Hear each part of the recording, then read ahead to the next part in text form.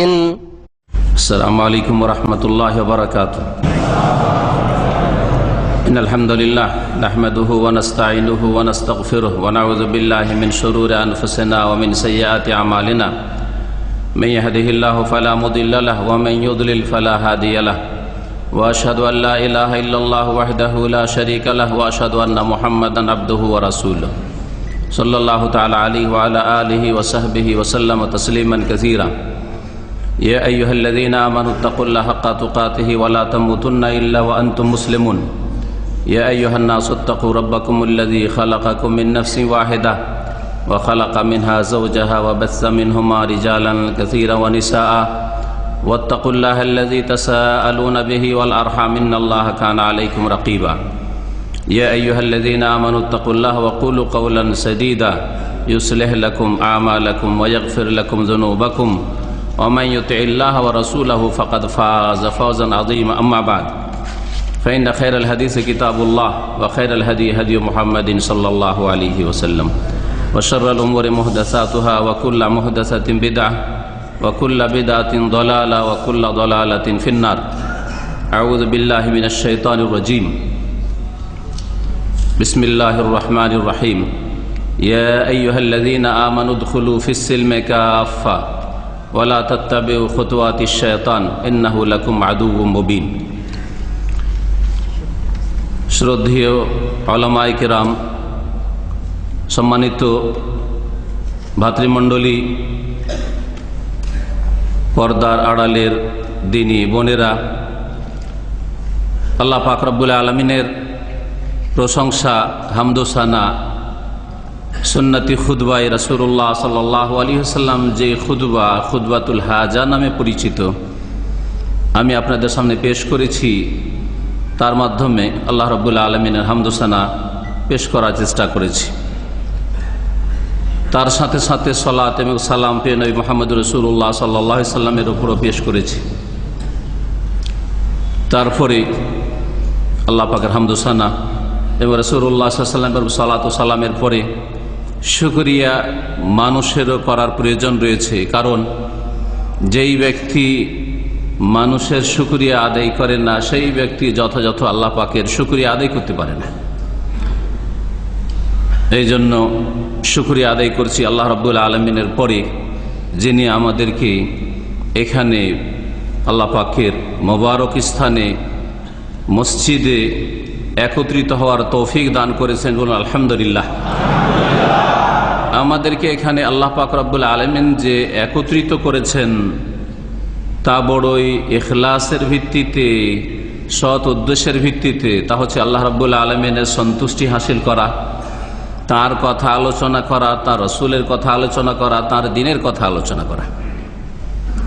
এবং আমাদেরকে এখানে টেনে নিয়ে এসছে বিভিন্ন জায়গা থেকে দ্বীনি মহাব্বত, দ্বীনি ভালোবাসা। যেসব ভাইরা বিভিন্ন এলাকা থেকে হাজির হয়েছেন, যেসব বোনেরা বিভিন্ন এলাকা থেকে হাজির হয়েছেন, যেসব ভাই বোনেরা অনলাইনে আমাদের সাথ দিয়েছেন, দূর দূরান্ত থেকে তারা, সারা বিশ্বের বিভিন্ন এলাকা থেকে, বিভিন্ন অঞ্চল থেকে তারা শুনছেন, সকলে আমাদের সাথে একত্রিত হয়েছেন দ্বীনি ভালোবাসার ভিত্তিতে। আল হুব্বু ফিল্লাহ, যেটি হচ্ছে দ্বীনের মৌলিক বিষয়, দ্বীনের নীতিমালা। আল্লাহ পাকের সন্তুষ্টির জন্য, আল্লাহ পাকের উদ্দেশ্যে, আল্লাহ পাকের দ্বীনের উদ্দেশ্যে, আল্লাহ পাকের রাসূল সাল্লাল্লাহু আলাইহি ওয়াসাল্লামের উদ্দেশ্যে প্রত্যেক মানুষকে ভালোবাসতে হবে। যেমন এর বিপরীতটাও হবে, যদি আল্লাহ পাকের সাথে সম্পর্ক না থাকে, আল্লাহ পাকের দ্বীনের সাথে কারো সম্পর্ক না থাকে, আল্লাহ পাকের রাসূল সাল্লাল্লাহু আলাইহি ওয়াসাল্লামের সাথে যদি সত্যিকার অর্থে সম্পর্ক না থাকে, তাহলে এর বিপরীতটাও যেমন আল্লাহ রাব্বুল আলামিন ফরজ করেছেন। শুকরিয়া আদায় করি এই বাহরাইনের সরকারের। আল্লাহ পাক রব্বুল আলামিন তাদের যেন হেফাজত করেন। আল্লাহ রাব্বুল আলামিন এখানকার আমন আমানের আল্লাহ পাক হেফাজত করেন। এখানকার নিরাপত্তাকে আল্লাহ রাব্বুল আলামিন কায়েম রাখেন। আল্লাহ রাব্বুল আলামিন তাদের দ্বারা দ্বীনের খেদমত আরও নেওয়ার আল্লাহ রাব্বুল আলামিন তাদেরকে যেন তৌফিক দান করেন। এবং বিশেষ করে আল ফুরকান সেন্টার, সেখানকার কর্মকর্তা, বিশেষ করে সেখানকার যে প্রেসিডেন্ট আর সেখানকার দায়ী খাসভাবে আমাদের ছোট ভাই শেখ শরীফুল ইসলাম, এ সকলের শুকরিয়া আদায় করি। আল্লাহ রাব্বুল আলামিন তাদের যেন জাযায়ে খায়ের দান করেন, তাদের উত্তম প্রতিদান দান করেন। তার সাথে সাথে এখানে এসে আরও দেখা সাক্ষাৎ হলো, দূর থেকে শুনতাম শেখ মুজাফফর সাহেবের কথা। আল্লাহ পাক রব্বুল আলামিন তাকে যেন দিনের কাজে ইখলাস দান করেন, তৌফিক দান করেন। আল্লাহ রাব্বুল আলামিন আমাদের সকলের আমল যেন কবুল করেন। যেসব ভাইরা এখানে এসেছেন আল্লাহ রাব্বুল আলামিন এই আশাকে যেন কবুল করেন। আমরা যে উদ্দেশ্যে এসেছি আল্লাহ রাব্বুল আলামিন তাতে যেন ইখলাস দান করেন এবং আল্লাহ রাব্বুল আলামিন যেন ইলম হাসিল করার তৌফিক দান করেন তার দিনের, আর সে অনুযায়ী আমল করার মহান আল্লাহ যেন তৌফিক দান করেন। সম্মানিত শ্রোতামণ্ডলী, আজকে আমার বিষয়বস্তু যা দেওয়া হয়েছে কর্তৃপক্ষের তরফ থেকে তা হচ্ছে আপনি পূর্ণাঙ্গ মুসলিম বা সত্যিকার অর্থে মুসলিম, খাঁটি মুসলিম কিভাবে হবেন। আমরা আলহামদুলিল্লাহ সকলে মুসলিম, যারা মসজিদের মধ্যে হাজির হয়েছি আশা করি সকলে মুসলিম। আর যদি কেউ অমুসলিম থাকে আর দিনের কথা শোনার জন্য আসে, তারও বৈধতা রয়েছে, তাকে প্রথম দাওয়াত দিব যে তাআলাউ ইলা কালিমাতিন সাওয়া, এমন একটি কথার দিকে চলে আসো, সাওয়া ইন বাইনানা ওয়া বাইনাকুম আল্লা না'বুদা ইল্লাল্লাহ, যে আমরা একমাত্র আল্লাহ রাব্বুল আলামিনের ইবাদত করব, ওয়ালা নুশরিকা বিহি শাইআ, তার সাথে কোনো কিছুকে শরীক করব না, ওয়ালা ইয়াত্তাখিযা বা'দুনা বা'দান আরবাবা মিন দুনিল্লাহ, এবং আল্লাহ ছাড়া কাউকে আমরা রব হিসাবে, পৃষ্ঠপোষক হিসাবে, আদেশ নিষেধ দাতা হিসাবে আমরা গ্রহণ করব না। আর যেসব ভাইরা মুসলিম হয়ে এখানে এসেছেন তাদের জন্য আসল আজকের বিষয়বস্তু যে কি করে সত্যিকার অর্থে আপনি মুসলিম হবেন, কি করে আপনি খাঁটি মুসলিম হবেন। আমরা সকলেই ইসলামের দাবিদার, যারা মুসলিম, জন্মসূত্রে মুসলিম, সকলে আমরা দাবি করি যে আমরা মুসলিম। কিন্তু আসল বিষয় হচ্ছে যে আল্লাহ পাক রব্বুল আলামিনের খাতায়, আমলনামায়, কর্মলিপিতে যেই কর্মলিপি লিপিবদ্ধ করছেন কেরামান কাতেবিন, সম্মানিত ফেরেশতাগণ, আল্লাহ রাব্বুল আলামিনের পক্ষ থেকে আপনার আমার ডানে বামে নিযুক্ত রয়েছেন, তারা এই খাতায় আপনি মুসলিম হতে পারছেন কিনা। আর যদি মুসলিম হন তাহলে কতটা পরিমাণ আপনি মুসলিম, 100তে কতটা পরিমাণ আপনার মধ্যে ইসলাম আছে। ইসলামের মৌলিক বিষয়গুলি, বুনিয়াদি বিষয়গুলি, যেগুলির ওপর সবকিছুই নির্ভরশীল, বিশেষ করে এই জিনিসগুলো আছে কিনা, এই বিভিন্ন দিকগুলি দেখার বিষয় রয়েছে। আমাদের উদ্দেশ্য হচ্ছে নিজের ইসলাহ করা। আল্লাহ পাক রব্বুল আলামিন যেন আমাকে সংশোধনে তৌফিক দান করেন। প্রত্যেকের মধ্যে ত্রুটি রয়েছে, এমন কোনো মানুষ নেই যেই মানুষ ভুল করে না। কুল্লু বানি আদম খাত্তা, নবী মুহাম্মদ রাসূলুল্লাহ সাল্লাল্লাহু আলাইহি ওয়াসাল্লামের হাদিস। প্রত্যেক আদম সন্তান ভুল করে, ভুল হতেই পারে, ছোট ভুল হতে পারে, মাঝারি হতে পারে, আর বড় ধরনের ভুল হতে পারে, কবিরা গুনাহ হতে পারে, জেনে ভুল হতে পারে, আবার না জেনেও ভুল হতে পারে, প্রকাশ্যে গোপনে বিভিন্ন রকমের ভুল আমাদের মাঝে রয়েছে, আমাদের মধ্যে রয়েছে। প্রত্যেক আদম সন্তান ভুল করে থাকে, কারণ আমাদের পিতা আদম আলাইহিস সালাম ভুল করেছেন, ফানাসিয়া, ভুলে গিয়ে ভুল করেছেন, যা তাকে আদেশ দেওয়া হয়েছিল তা ভুলে গিয়েছিলেন তিনি। ওয়া খায়রুল খাত্তাইনা তাওয়াবুন, কিন্তু সবচাইতে ভালো ভুলকারী হচ্ছে যেই ব্যক্তি ভুলের সংশোধন করে আল্লাহ পাকের দিকে ফিরে চলে আসে, আল্লাহর দিকে যে ফিরে চলে আসে। সুতরাং আমাদের সকলের যেসব ভাই বোনেরা এখানে হাজির হয়েছেন আমাদের সাথে সরাসরি অথবা অনলাইনে, সকলকে প্রথমেই দাওয়াত দেব আমরা যেন এই অঙ্গীকার নিয়ে এখানে বসি যে আমরা সকলে আল্লাহ অভিমুখী, আল্লাহর দিকে আমরা ফিরে আসবো। আজকে আল্লাহ রাব্বুল আলামিন যেন তার দিকে আমাদেরকে সত্যিকার অর্থে ফিরে আসার তৌফিক দান করেন। তাওয়াবিন হিসাবে আল্লাহ রাব্বুল আলামিন তওবাকারী হিসাবে, সংশোধনকারী হিসাবে আমাদেরকে সাদরে কবুল করেন। সম্মানিত ভাতৃমণ্ডলী, দ্বীন ইসলাম একটা পূর্ণাঙ্গ জীবন বিধান। জীবনের এমন কোনো ক্ষেত্র নেই যেই ক্ষেত্রে দ্বীনে ইসলামে, কোরআনে কারীমে অথবা রাসূলুল্লাহ সাল্লাল্লাহু আলাইহি সাল্লামের হাদিসে দিক নির্দেশনা নেই, হেদায়েত নামা নেই, গাইড করা হয়নি যে তুমি এই ক্ষেত্রে কি করবে, কি বলবে, কি খাবে, আর সেটা করবে না করবে না, বলবে কি বলবে না, তোমার অনুমতি আছে না নেই। এমনকি একটা যে আপনি ধাপ উঠাবেন পায়ের, এই পাটা আপনি ফেলবেন কি ফেলবেন না। আপনি কোন একটা উদ্দেশ্যে বেরিয়েছেন, একটা পা বাড়াবো কি বাড়াবো না, যদি বাড়ান তারও নির্দেশ রয়েছে যদি অনুমতি থাকে তাহলে। আর যদি বাড়াবার অনুমতি সেখানে আল্লাহ না দিয়ে থাকেন, এই দিক নির্দেশনাও রয়েছে যে তোমার এই ক্ষেত্রে পা বাড়ানো চলবে না। এমন কোনো ক্ষেত্র নাই যেই ক্ষেত্রে অস্পষ্ট করে রেখে দেওয়া হয়েছে আপনি পাটা উঠাইতে চাইছেন কোনো কাজের জন্য, কিন্তু আপনি কোরআন এবং হাদিসে খুঁজে পাচ্ছেন না যে আরে ভাই এই কাজের জন্য আমি আমার কদমটা উঠাবো কি উঠাবো না, বাড়ি থেকে বের হব কি হব না, আমি এই কথাটি বলবো কি বলবো না, এই জিনিসটা খাবো কি খাবো না, এটা পান করবো কি করবো না, এইরকম কিছু নাই। আলিয়াউমা আকমালতু লাকুম দীনাকুম ওয়া আতমামতু আলাইকুম নি'মাতি ওয়া রাদিতু লাকুমুল ইসলাম দীনা।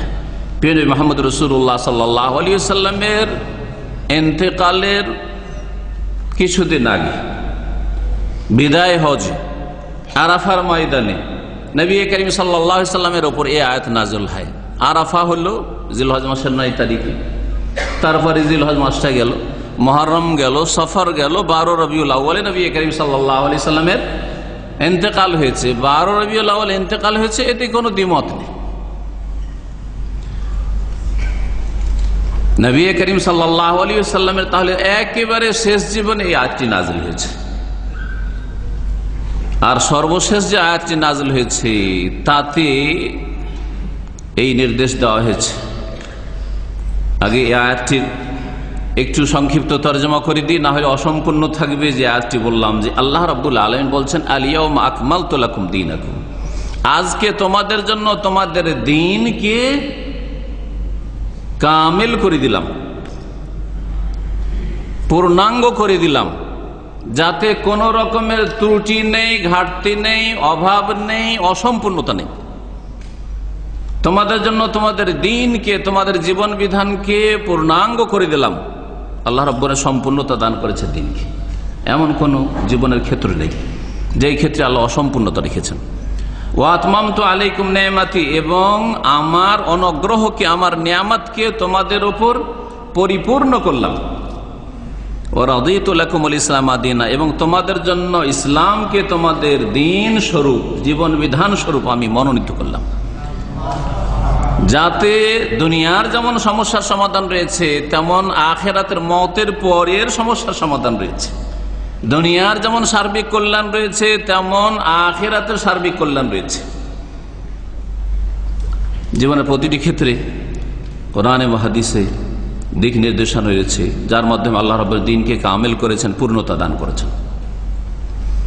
সবশেষে যে আয়াতটি নাযিল হয় মাত্র কয়েকদিন আগে রাসূলুল্লাহ সাল্লাল্লাহু আলাইহি ওয়াসাল্লাম ইন্তেকাল, তা হচ্ছে ওয়াত্তাকু ইয়াওমান তুরজাউনা ফীহি ইলাল্লাহ, তোমরা সেই দিনকে ভয় করো, সেই দিনের আযাব থেকে, অনিষ্ট থেকে নিজেকে বাঁচাবার জন্য চেষ্টা করো।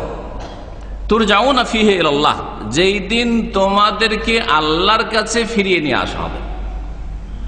এই একটি কথা, যেই ব্যক্তি সেই দিন সম্পর্কে, অর্থাৎ পরকাল সম্পর্কে, আখিরাত সম্পর্কে বিশ্বাসী, ইয়াওমান, এমন একটা দিন, তুরজাউনা ফীহি ইলাল্লাহ, যেই দিন আল্লাহর কাছে তোমাদেরকে ফিরিয়ে নিয়ে আসা হবে, যেতেই হবে, উপায় নেই, সেই দিনকে ভয় করো।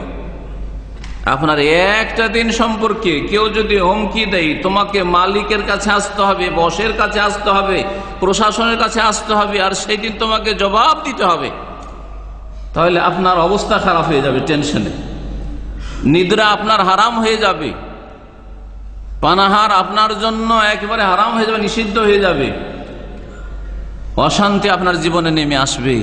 আর আল্লাহ রাব্বুল আলামিন এই কথাগুলি কোরআনে কারীমে বিভিন্ন ভঙ্গিমায় কত জায়গায় বলেছেন। সর্বশেষ এই কথা স্মরণ করিয়ে দেওয়া হয়েছে, সেই দিনকে হে মানুষ তোমরা ভয় করো, সেই দিন সম্পর্কে চিন্তাশীল হও, সেই দিনের আযাব থেকে, শাস্তি থেকে, কারণ সেটা হচ্ছে চিরস্থায়ী শাস্তি, না হয় চিরস্থায়ী সুখ। হয় সুখ পেলে ভালো কথা, না পেলে শাস্তি, আযাব ছাড়ার কোনো উপায় নেই।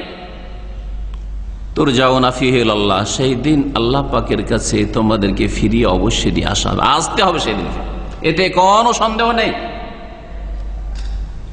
স্বীকার করেন আর না করেন, আর মানেন আর না মানেন। আজকে মানবেন না, যেদিন মওতের পরোয়ানা আসবে সেই দিন মানবেন আপনি। যেই দিন কবরে রেখে দেওয়া হবে সেই দিন মানবেন আপনি। যেই দিন আপনার শরীর থেকে আপনার আত্মা বেরিয়ে চলে যাবে সেই দিন অবশ্যই মানবেন। বরং আত্মা বেরিয়ে যাওয়ার আগেই যখন আপনি আযাবের ফেরেশতাদেরকে দেখে নেবেন, অবলোকন করবেন, তখনই মানবেন। বলে রব্বের যেমন আল্লাহ ফিরিয়ে দাও, কিন্তু আল্লাহ ফেরাবেন না। এই জন্য সেই দিন সম্পর্কে চিন্তাশীল হতে হবে। চিন্তা করুন এই একটি কথা, যদি ওই দিনের কথা চিন্তা করি, যেই দিন সারা জীবন 60 বছর 70 80 যা বাঁচলাম, প্রত্যেক দিনের, প্রত্যেক ঘন্টার, প্রত্যেক মিনিটের, প্রত্যেক মুহূর্তের হিসাব দিতে হবে। আর প্রত্যেকটা কথা কাজের চলাফেরার হিসাব দিতে হবে। আর হিসাব দিতে গিয়ে নয় ছয় করা সম্ভব না, কারণ সবকিছু রেকর্ড হয়েও আছে। আপনি সামান্য উল্টা বলবেন চলবে না, সেখানে কিছু কম সম করে দিয়ে এদিক ওদিক করে দিয়ে হিসাব দিয়ে দেবো, এটাও চলবে না। যেমন আপনার হয়তো কোম্পানিতে চলে যে এদিক সেদিক করে কিছু 2-4-10 হাজার টাকা এদিক সেদিক একটা হিসাব দিয়ে দিলাম, হ্যাঁ মুক্ত হয়ে গেলাম, তাও চলবে না সেখানে। সুম্মা তুওয়াফা কুল্লু নাফসিন মা কাসাবাত, আর সেই দিন প্রত্যেক ব্যক্তিকে যা তারা করেছিল, পৃথিবীতে যা কর্ম করেছিল তাদের কর্মের পূর্ণ মাত্রায় প্রতিদান দিয়ে দেওয়া হবে। ওয়াহুম লা ইউযলামুন, আর কোনো রকমের জুলম অত্যাচার হবে না। যে বেশি ভালো কাজ করেছে কম তাদের প্রতিদান দেওয়া হয়েছে, এমনটা করা হবে না। গুনাহ করেছে, পাপ করেছে, শাস্তি কমিয়ে দেওয়া হয়েছে, স্বজন প্রীতি হয়েছে, দুনিয়ায় কাউকে কম কাউকে বেশি করা হয়েছে, এইরকমটা সেই দিন হবে না। ওয়াহুম লা ইউযলামুন। সম্মানিত ভাতৃমণ্ডলী, সত্যিকার অর্থে মুসলিম কি করে হবেন, এই মর্মে সূরা বাকারায় আয়াত নম্বর 208 আল্লাহ রাব্বুল আলামিন ইরশাদ করেছেন যে যে দিন ইসলামের কথা বলছিলাম, সেই দিন ইসলামকে আল্লাহ পূর্ণতা দান করেছেন, সেই দিন ইসলামে পুরোপুরি প্রবেশ করতে হবে। ইয়া আইয়ুহাল্লাযীনা আমানু উদখুলু ফিস সিলমি কাফা, হে মুমিন সকল, তোমরা ইসলামে পূর্ণ মাত্রায় পুরোপুরি সম্পূর্ণভাবে, কাফা সম্পূর্ণভাবে প্রবেশ করো। উদখুলু ফিস সিলমি, এখানে সিলম মানে হচ্ছে ইসলাম, ইসলামের মধ্যে তোমরা পুরোপুরি প্রবেশ করো। মাথা থেকে পা পর্যন্ত প্রবেশ করতে হবে। জীবনের যতগুলি ক্ষেত্র আছে সবগুলি ক্ষেত্রে প্রবেশ করতে হবে। আপনার ব্যক্তি জীবন আছে, আপনার পারিবারিক জীবন আছে, আপনার সামাজিক জীবন আছে, আপনার অর্থনৈতিক জীবন রয়েছে, আপনার রাষ্ট্রনীতি রয়েছে। হ্যাঁ, এটা হচ্ছে একটা দিক, যে পূর্ণ মাত্রায় তুমি ইসলামের মধ্যে প্রবেশ করো। আর আল্লাহ রাব্বুল আলামিন কোন মানুষকে, আমি হই আর আপনি হন, সাধারণ মানুষ হোক আর বিশিষ্ট কোনো ব্যক্তি হোক, শাসক হোক আর প্রজা হোক, কাউকে আল্লাহ সাধ্যের বাইরে, ক্ষমতার বাইরে আল্লাহ কোনো দায়িত্ব চাপান নাই। লা ইউকাল্লিফুল্লাহু নাফসান ইল্লা উসআহা। আরো আল্লাহ রাব্বুল বলছেন ফাত্তাকুল্লাহা মাসতাতাতুম, যথাসাধ্য তোমরা আল্লাহকে ভয় করবে, আল্লাহ পাকের পাকড়াও থেকে বাঁচার জন্য প্রচেষ্টা রাখবে। যথাসাধ্য, আপনার সাধ্যে আছে। আপনি যদি বলেন আমি পারছি না, অথচ আপনার চাইতে দুর্বল মানুষ পারছে, তাহলে এই অজুহাত চলবে না সেই দিন। আসলে কি সেই ক্ষেত্রে আপনি নিরুপায় ছিলেন, এটা দেখার বিষয় রয়েছে। আমরা বিশেষ করে ব্যক্তি জীবনটা দেখব, কারণ আমার আপনার যে 3.5 হাতের শরীরটা রয়েছে, এর ওপর কিন্তু আমারই রাজত্ব রয়েছে। আমার 3.5 হাতের ওপর আপনাদের কারো রাজত্ব নেই। হ্যাঁ, কোন মানুষ এমন নেই যে তার শরীরের ওপর, তার বডির ওপর রাজত্ব তার স্ত্রী রয়েছে, হ্যাঁ, তার নেতার রয়েছে, তার সমাজপতির রয়েছে, এমন কেউ নেই। আপনি মালিকের কাছে, যার কাছে ডিউটি করেন, 8 ঘন্টা 10 ঘন্টা হয়তো বিক্রি করেছেন, পয়সা নিচ্ছেন, 8 ঘন্টা 10 ঘন্টা ডিউটি করতে হবে, কিন্তু আপনি গোটা বডিটা বিক্রি করে দেন নাই। হ্যাঁ, ভিতর বাহির পুরোটাই আপনি বিক্রি করে দিয়েছেন, এমন করেননি কিন্তু। তাহলে আপনি কিন্তু আপনার নেতা এই শরীরের। আমরা যদি ব্যক্তি জীবনের এই মাথা থেকে পা পর্যন্ত কি বলবো আর কি করব, বলা আর করা এই দুটো জিনিস। কারণ বলার মাধ্যমে মানুষ পাপ করে, আর করার মাধ্যমে পাপ করে, কাজের দ্বারা, অঙ্গ প্রত্যঙ্গ দ্বারা, আর না হয় জবান দ্বারা। এইরকম ভালো কাজ জবান দিয়ে করে, অন্তর দিয়ে করে, জবান দিয়ে করে, আর অঙ্গ প্রত্যঙ্গ দিয়ে করে। তো আপনার শরীরের উপর আপনার রাজত্ব রয়েছে। সুতরাং এখান থেকে আপনাকে শুরু করতে হবে। আর জীবনে যতগুলি ক্ষেত্র রয়েছে সবগুলি ক্ষেত্রে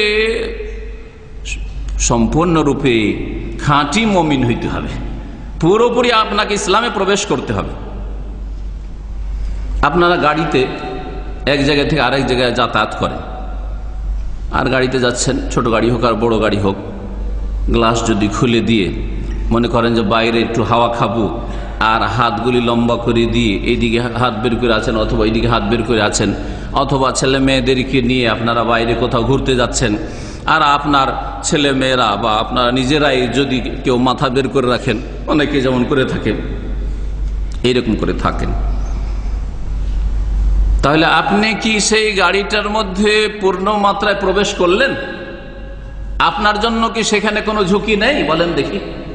পাশ দিয়ে যদি দ্রুত বেগে একটা গাড়ি আসে, তাহলে দুর্ঘটনা ঘটতে পারে না? পারে না?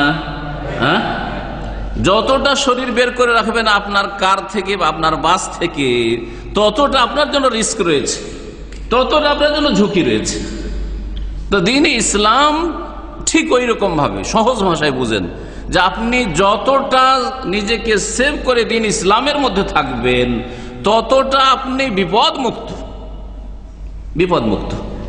আর যত বেরোবেন যে না আমি বেশি বেরোই না, আমি খুব সাগিরা গুনাহ করি, সামান্য একটু বের করি ইসলাম থেকে এদিক ওদিক, সাগিরা গুনাহ করি, আচ্ছা আমি ব্যক্তি জীবনে কিছু ভুল ত্রুটি করি, কিন্তু আমি হারাম খাই না, আমি বড় বড় অপরাধ করি না, শিরিক করি না, আমি বিদআত করি না, আমি নামাজ ছাড়ি না, মোটামুটি মুসলিম আছি, কিন্তু কিছু ত্রুটি আছে। তাহলে যেই ব্যক্তি যতটা পরিমাণ ইসলামের বাইরে বসবাস করছেন, জীবনযাপন করছেন, ইসলামের বাইরে নিজের জীবনের যতটা অংশ বের করে দিয়েছেন, ততটা ঝুঁকিতে আছেন, রিস্কে আছেন, খাতরায় আছেন। উদখুলু ফিস-সিলমি কাফা, আল্লাহ রাব্বুল বলছেন যে ইসলামে তোমরা পূর্ণ মাত্রায় প্রবেশ করো। ওয়ালা তাত্তাবিউ খুতুওয়াতিশ শায়তান, আর তোমরা শয়তানের পদাঙ্কের অনুসরণ করিও না। খুতুওয়াত আল্লাহ বহু বচন বলেছেন, তাহলে বোঝা গেল যে খুতুওয়াতুন মানে একটা ধাপ। খুতুওয়াত, শয়তানের অনেক ধাপ রয়েছে। শয়তানের একটা ধাপে একটা পায়ের জায়গায় পা রাখলেন, শয়তান এক জায়গায় পা রেখেছে, কদম রেখেছে, আর সেখানে আপনি রাখলেন, দুটো রাখলেন, তিনটা, এইদিকে শয়তান পা বাড়াচ্ছে, ওইদিকে শয়তান পা বাড়াচ্ছে, ওইদিকে শয়তান যাচ্ছে, ওইদিকে শয়তান যাচ্ছে, আপনি সবগুলিতে শয়তানের পায়ের জায়গায় পা রাখছেন আপনি, হ্যাঁ, শয়তানের পদাঙ্কের অনুসরণ করছেন আপনি। এটা যখন পূর্ণ মাত্রায় ইসলামে প্রবেশ করার পরে বলা হয়েছে, তাহলে বোঝা গেল যে যারা পূর্ণ মাত্রায় ইসলামে প্রবেশ করে না, জীবনের প্রতিটি ক্ষেত্রে ইসলামের বাস্তবায়ন করার চেষ্টা করে না, যতটা সাধ্যে আছে সাধ্য অনুযায়ী ইসলাম পালন করে না, তাহলে যতটা কম করবে ইসলামে, ততটা শয়তানের পিছনে পিছনে চলবে, ততটা শয়তানের পদাঙ্ক অনুসরণ করবে। ওয়ালা তাত্তাবিউ খুতুওয়াতিশ শায়তান, এই কাজ করি না যে ইসলামের কিছু কিছু ক্ষেত্রে বাইরে চলে গেলে, আর বাইরে গেলে ওর নাম হচ্ছে খুতুওয়াতুশ শায়তান, শয়তানের পায়ে পা দেওয়া, শয়তানের অনুসরণ করা। শয়তানের কদমে যদি কদম রাখো, শয়তান যেখানে ধাপ ফেলে সেখানে যদি তুমি ধাপ ফেলো, তাহলে কি হবে? জেনে রাখো, শয়তান কখনো তোমার মিত্র না, শয়তান কখনো তোমার দরদি হিতাকাঙ্ক্ষী না। ইন্নাহু লাকুম আদুউম মুবিন, নিঃসন্দেহে শয়তান হচ্ছে স্পষ্ট প্রকাশ্য শত্রু, প্রকাশ্য শত্রু। কেউ লুকিয়ে লুকিয়ে শত্রুতা করে। আল্লাহ রাব্বুল আলামিন যেহেতু এই জিন শয়তানকে বিশেষ করে দেখতে পাই না আমরা, তো যখন দেখতে পাই না, যদি আল্লাহ রাব্বুল আলামিন আদুউম মুবিন না বলতেন, তাহলে ভাবতাম যে এই শয়তানের বিপদটা, আর শয়তান যে আমাদের এই এত বড় শত্রু, এটা বলা হচ্ছে, এটা অনুধাবন করতে পারতেন না আপনি। বা এটা বুঝতে পারতেন না, জানতে পারতেন না। আল্লাহ রাব্বুল আলামিনের কাছে কাল কিয়ামতে ওযর করতেন যে আল্লাহ, জানতাম না যে জিন শয়তান এত বড় শত্রু। ইবলিস এবং ইবলিসের জুনুদ ও ইবলিস, আল্লাহ কোরআনে কেন বলেছেন ইবলিসের অসংখ্য সেনাবাহিনী রয়েছে, চেলা রয়েছে, এগুলির শত্রুতা যে এত মারাত্মক শত্রুতা, এরা যে বড় শত্রু, এই কথা তো আমরা জানতাম না। যার ফলে দুনিয়াতে ভুল হয়েছে, কর্মজীবনে ভুল হয়েছে। এই জন্য আল্লাহ রাব্বুল আলামিন আদম সন্তানের উপর আল্লাহর পক্ষ থেকে হুজ্জত কায়েম করে দিচ্ছেন, যাতে করে কিয়ামতের দিন এই অজুহাত পেশ না করতে পারেন যে আল্লাহ, জানতাম না যে শয়তান লুকিয়ে লুকিয়ে থাকে আর মনের ভিতরে কুমন্ত্রণা দেয়, আর সে এইভাবে ধ্বংস করতে পারে দুনিয়া আখিরাতকে, এটা জানতাম না। আল্লাহ বলছেন ইন্নাহু লাকুম আদুউম মুবিন, শুনে রাখো, নিঃসন্দেহে শয়তান হচ্ছে প্রকাশ্য শত্রু তোমাদের। ইন্না শায়তানা আদু, ইন্না শায়তানা লাকুম আদু ফাত্তাখিযুহু আদুওয়া। আল্লাহ রাব্বুল কোরআনে কারীমে আরেকটি আয়াতে বলছেন শয়তান হচ্ছে তোমাদের শত্রু, সুতরাং তাকে সব সময় শত্রু হিসাবেই জানিও, শত্রু হিসাবেই জানবেন আর মনের ভিতরে বসিয়ে রাখবেন, শত্রু হিসাবে জানবেন। আর আপনার সামনে দুটো অপশন আসছে, দুটো রাস্তা আসছে, তার মধ্যে খারাপটাই আপনি চলবেন, খারাপ কথাটা বলবেন। দুটো কথা আসছে, একটা ভালো কথা, একটা মন্দ কথা, একটা ভালো কাজ, একটা মন্দ কাজ। হ্যাঁ, একটা ভালো পদক্ষেপ, একটা হচ্ছে মন্দ পদক্ষেপ। আর আপনি বুঝতে পারছেন, এমন নয় যে অবুঝ একবারে কিছু বুঝছেন না। আপনার বিবেক বলছে, চোরের বিবেক বলছে যে চুরি করা খারাপ কাজ, আর রুজি রোজগারকে মেহনত করে খাওয়া ভালো কাজ। ওই রকম বেনামাজিও বুঝছেন ভালো করে যে যেই ব্যক্তি মসজিদে যাচ্ছে আজান হতে নামাজে 5 ওয়াক্ত, এই কাজটা ভালো কাজ। কেউ বলবে না যে চোরদের কাজ, ডাকাতদের কাজ, হ্যাঁ, অসৎ লোকদের কাজ, খারাপ লোকদের কাজ, কেউ বলবে না, অসৎ লোকও বলবে না। আপনার সামনে কিন্তু দুটো অপশন আছে, চয়েস। একটা হচ্ছে যে আজান হলো, জামাত শুরু হতে যাচ্ছে, মসজিদে যাওয়া। আর একটা হচ্ছে যে শরীরটা ঘুম ঘুম করছে, ঘুমটা পুরা হয়নি, সুতরাং ঘুমাই, অথবা আজকে খেলা আছে, খেলাটা দেখি, অথবা কাজ আছে, এখানে 2-4-10 টাকা আয় উপার্জন হয়ে যাবে, আয় উপার্জন করি। কিন্তু আপনার বিবেক বলছে যে এই আয় উপার্জন করার চাইতে, আর খেলা দেখার চাইতে, আর নামাজের সময় ঘুমিয়ে থাকার চাইতে এই কাজটা ভালো। দুনিয়ার কেউ বলবে না যে এই কাজটা তুমি খারাপ কাজ করতে গিয়েছো। আপনার সামনে কিন্তু দুটো চয়েস আসছে, আর যখন দুটোর মধ্যে আপনার বিবেককে সাক্ষী দিচ্ছে যে এই কাজটা ভালো, এই কাজটা মন্দ, যেদিকে যান আপনি, যারা নামাজ পড়তে যাচ্ছেন তারাও কিন্তু জানছেন যে এই কাজটা ভালো, এই কাজটা মন্দ। যারা নামাজ পড়তে যাচ্ছেন না, বেনামাজি, আধা নামাজি, তারাও জানছেন যে এই কাজটা ভালো, এটা হচ্ছে মন্দ।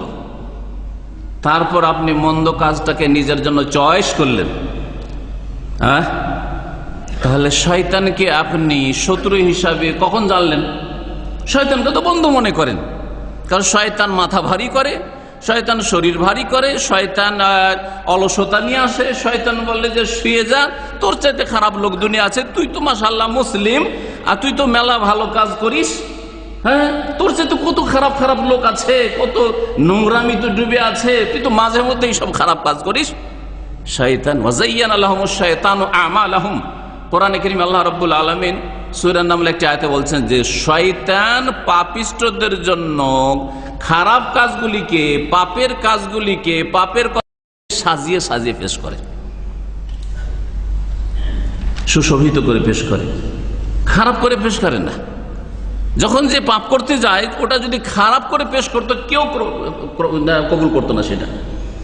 যেমন একজন দোকানদার কোনো মাল সামান বিক্রি করবে, আর সেটাকে যদি খারাপ করে রাখে, রসগোল্লা বিক্রি করছে আর খোলা রেখেছে, আর মাছি তাতে ভ্যান ভ্যান করে বসছে, আপনি কিনবেন? কিনবেন না, তাই না? কিন্তু সেটা যদি একেবারে ভালো করে সযত্নে রাখা হয়, আর সেটা যেমন ভাবে আপনি চান, কাস্টমার যেমন চাই সেই রকম করে যদি সাজিয়ে রাখা হয়, এইরকম বহু জিনিস রয়েছে দুনিয়ার মাল সামান। যে কোনো দোকানদার তাদের মাল সামানকে সাজিয়ে রাখে যাতে করে কাস্টমারকে আকর্ষিত করে, টেনে নিয়ে আসে, কিনবে না, ঢুকলে কিনতে হবে।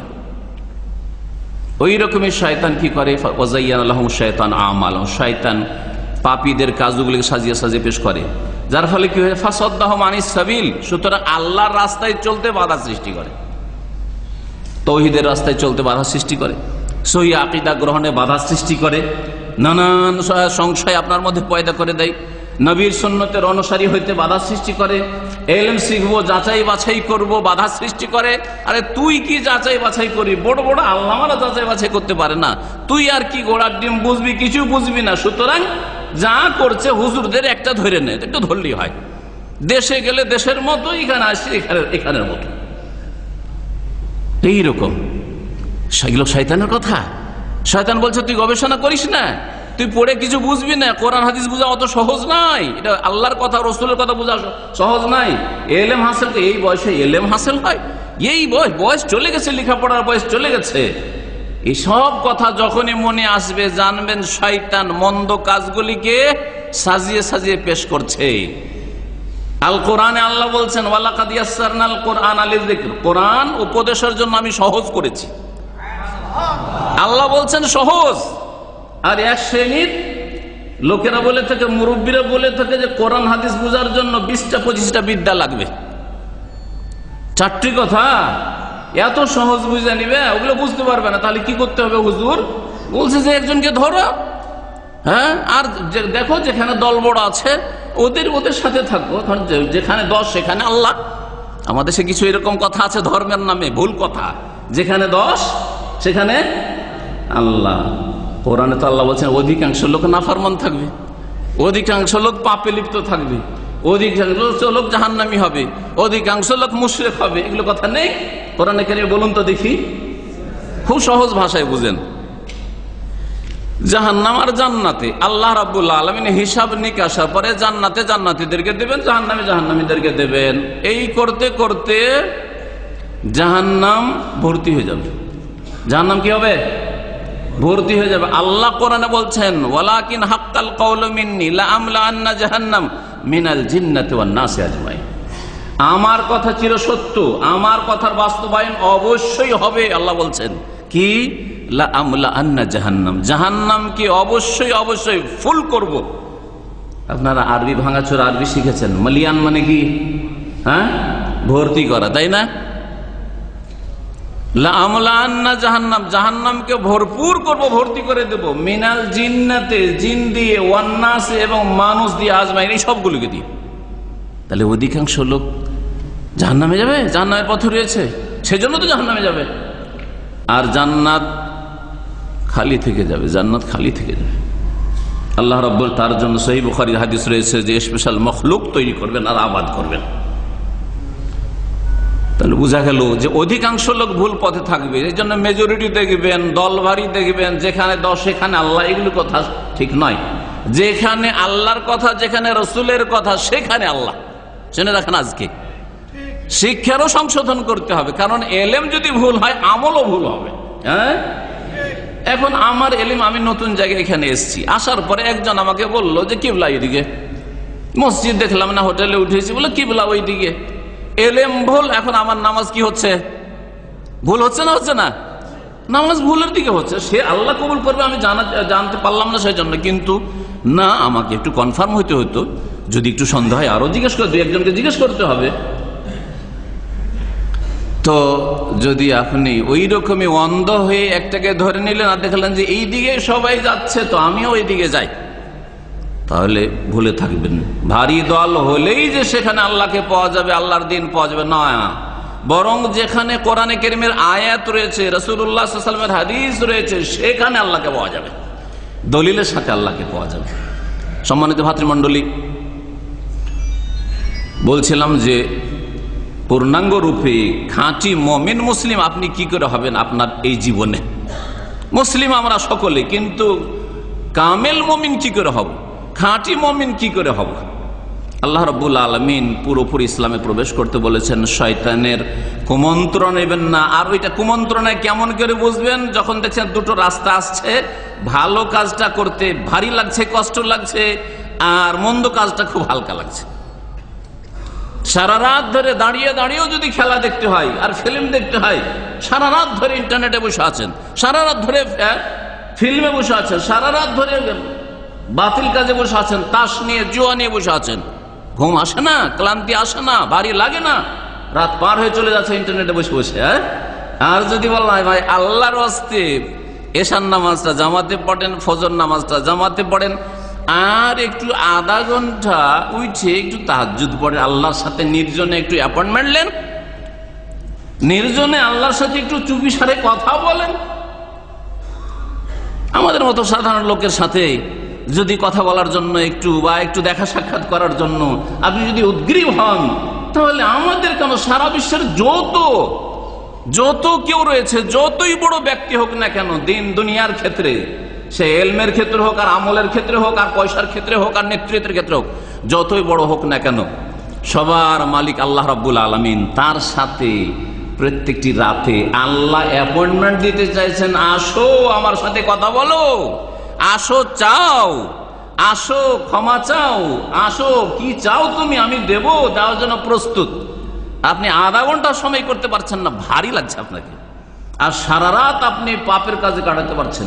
এখানে আপনাকে বুঝতে হবে যে শয়তান আমাকে খারাপ পথে নিয়ে যাচ্ছে, এত সময় ধরে আমি এই কাজগুলি করি, তারপরে কেন হালকা লাগে, ভারী লাগে না। আর আধা ঘন্টা 10 মিনিটের জন্য মসজিদে জামাতে নামাজ পড়তে গেলে আমাকে ফজর জামাতে উঠতে ভারী কেন লাগে। তার মানে শয়তান আমার সাথে বড়ই দুশ্মনী চালাচ্ছে, শয়তানের নাফরমানি করতে হবে, তাহলে আল্লাহ রাব্বুল আলামিনকে সন্তুষ্ট করা যাবে। ফামান ইয়াকফুর বিত-তাগুত ওয়া ইউমিন বিল্লাহ, আল্লাহ রাব্বুল বলছেন তাগুত, সবচেয়ে বড় তাগুত হচ্ছে শয়তান। শয়তানকে অস্বীকার করতে হবে, শয়তানের সাথে কুফরি করতে হবে, শয়তানের নাফরমানি করতে হবে। ওয়া ইউমিন বিল্লাহ, তারপরে আল্লাহর প্রতি ঈমান সম্পূর্ণ হবে। সম্পূর্ণরূপে ইসলামের মধ্যে প্রবেশ করা হচ্ছে খাঁটি মুমিন হওয়া। এই খাঁটি মুমিন কেমন করে হবেন, সম্পূর্ণরূপে ইসলামে প্রবেশ কেমন করে করবেন, এই ক্ষেত্রে আরেকটি আয়াতে বা এই ভাষা দিয়ে কয়েকটি আয়াত রয়েছে কোরআনে কারিমে, যে আয়াতগুলিতে ইস্তেকামার কথা বলা হয়েছে। ইন্নাল্লাযীনা ক্বালু রাব্বুনাল্লাহু সুম্মা ইসতাকামু তাতানাজ্জালু আলাইহিমুল মালায়েকাতু আল্লা তাখাফু ওয়া লা তাহজানু ওয়া আবশিরু বিল জান্নাতিল্লাতী কুনতুম তুআদুন। আবার অন্য জায়গায় আল্লাহ রাব্বুল আলামিন ইরশাদ করেছেন সূরা আকাফ, ইন্নাল্লাযীনা ক্বালু রাব্বুনাল্লাহু সুম্মা ইসতাকামু ফালা খাউফুন আলাইহিম ওয়া লা হুম ইয়াহজানুন। ইন্নাল্লাযীনা ক্বালু রাব্বুনাল্লাহ, নিঃসন্দেহে যারা বলল যে আমাদের রব, আমাদের প্রতিপালক, আমাদের পালনকর্তা, সৃষ্টিকর্তা, আমাদের যিনি সৃষ্টিকর্তা তিনি মাবুদ, তিনি হচ্ছেন আল্লাহ। সুম্মা ইসতাকামু, শুধু আল্লাহকে রব বলে মেনে নেওয়া যথেষ্ট নয়। যখন আল্লাহ আপনার রব, তাহলে আল্লাহর পথে সোজা হয়ে যেতে হবে। ইস্তেকামা মানে সোজা হয়ে যাওয়া। দাঁড়ানোকে আরবিতে কি বলে বলেন, কে বলতে পারেন? দাঁড়ানোকে কি বলে আরবি? হ্যাঁ, কুম। কুম কামা ইয়াকুমু থেকে, তাই না? কামা ইয়াকুম, কামা মানে দাঁড়ানো। দাঁড়ানো, সোজা হয়ে দাঁড়ালে দাঁড়ানো হয়, তাই না? যদি ঝুঁকে থাকেন রুকুর মতো করে, হ্যাঁ, তাহলে দাঁড়ানো হইল না। ডান দিকে বাম দিকে যদি কাত হয়ে থাকেন তো সোজা দাঁড়ানো হইল না। এই জন্য কম মানে সোজা হও, সোজা দাঁড়াও, বসে আসো সোজা দাঁড়াও, হাত পা সোজা করো, কম। তো আল্লাহর ওই কুম শব্দ, কুম ধাতু থেকে বলে সুম্মা ইসতাকামু, আল্লাহকে রব মেনে নেওয়ার পরে তারপরে সোজা হয়ে যাও দিন ইসলামের ওপরে। দিন ইসলামের যে রাজপথ রয়েছে তার উপর ইস্তিকামা করো, সোজা হয়ে যাও। যদি সোজা হয়ে যাও, ফালা খাউফুন আলাইহিম, কোনো ভয়ও নেই, ওয়ালা হুম ইয়াহজানুন, আর কোনো দুশ্চিন্তাও নেই। তাহলে তো সত্যিকার ওলি। কারণ এখানে আল্লাহ বলছেন যে রব্বুন আল্লাহ বলার পরে সোজা চলো, কোনো ভয় নেই, কোনো চিন্তা নেই। সূরা ইউনূসে আল্লাহ বলছেন আলা ইন্না আউলিয়া আল্লাহ লা খাউফুন আলাইহিম ওয়া লা হুম ইয়াহজানুন, আল্লাহর যারা দোস্ত, আল্লাহর যারা বন্ধু, আল্লাহর যারা ওলি, তাদের কোনো ভয় নেই, কোনো চিন্তা নেই। কথাতে কোনো পার্থক্য আছে? রেজাল্টে, ফলাফলে পার্থক্য আছে?